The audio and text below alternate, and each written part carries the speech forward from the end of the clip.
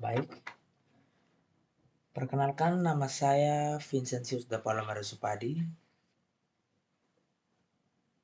Dalam kesempatan ini saya akan menjelaskan materi 2.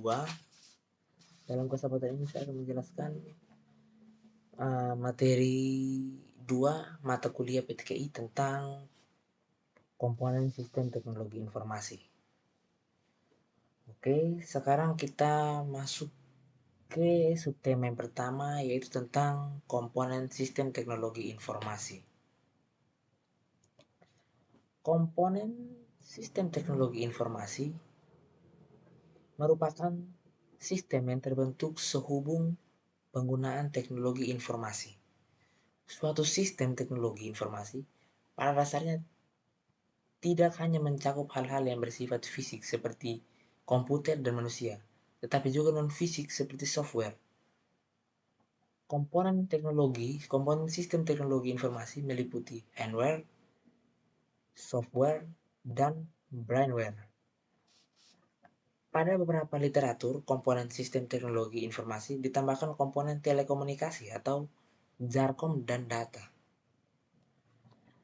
Kita masuk ke subtema yang kedua, yaitu tentang klasifikasi sistem teknologi informasi. Sistem teknologi informasi dapat diklasifikasikan menurut yang pertama fungsinya, yang kedua ukurannya, dan yang ketiga cara melayani permintaannya. Kita masuk ke yang pertama, klasifikasi menurut fungsinya.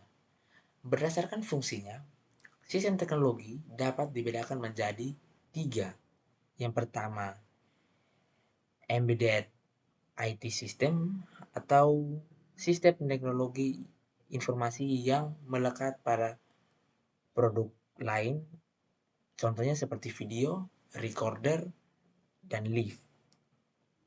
Yang kedua,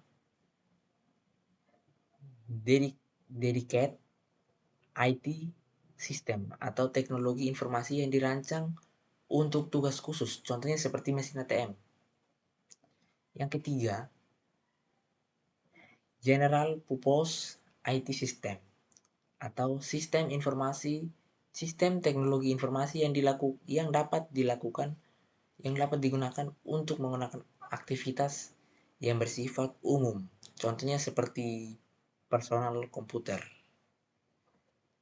Kita masuk ke klasifikasi berikutnya, yaitu klasifikasi menurut ukuran. Ukuran dalam pengklasifikasian sistem teknologi informasi tidak harus berupa fisik, tetapi cenderung didasarkan pada ukuran informasi yang dapat ditampung, kemampuan sistem, kecepatan proses, dan juga berdasarkan jumlah yang menggunakan sistem tersebut. Berikut ragam komputer berdasarkan ukurannya. Yang pertama, ada mikrokomputer.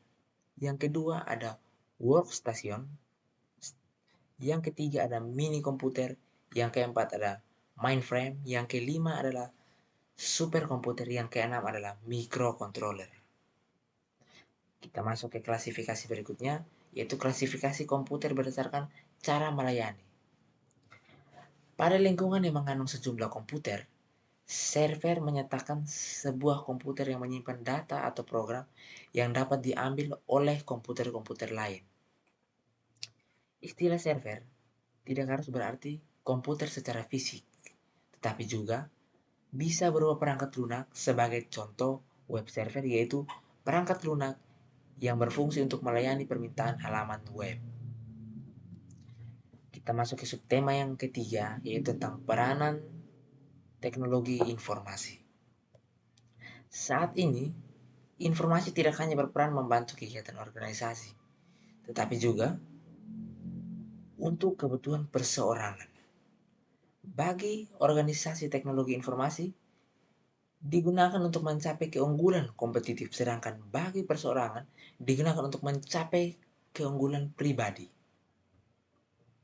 TI dimanfaatkan di berbagai bidang, antara lain, teman-teman, TI kepanjangan dari teknik informatika. Teknik informatika dimanfaatkan di berbagai bidang, antara lain Yang pertama ada TI dalam bidang perbankan, TI dalam dunia bisnis perdagangan elektronik, TI dalam dunia pendidikan, TI dalam dunia medis atau kedokteran, TI dan yang berikutnya TI untuk perencanaan produk. Dan masih banyak lagi manfaat-manfaat TI di berbagai bidang. Demikian penjelasan saya. Saya mohon maaf jika ada kesalahan pengucapan kata yang saya ucapkan di atas. Sekian dan terima kasih.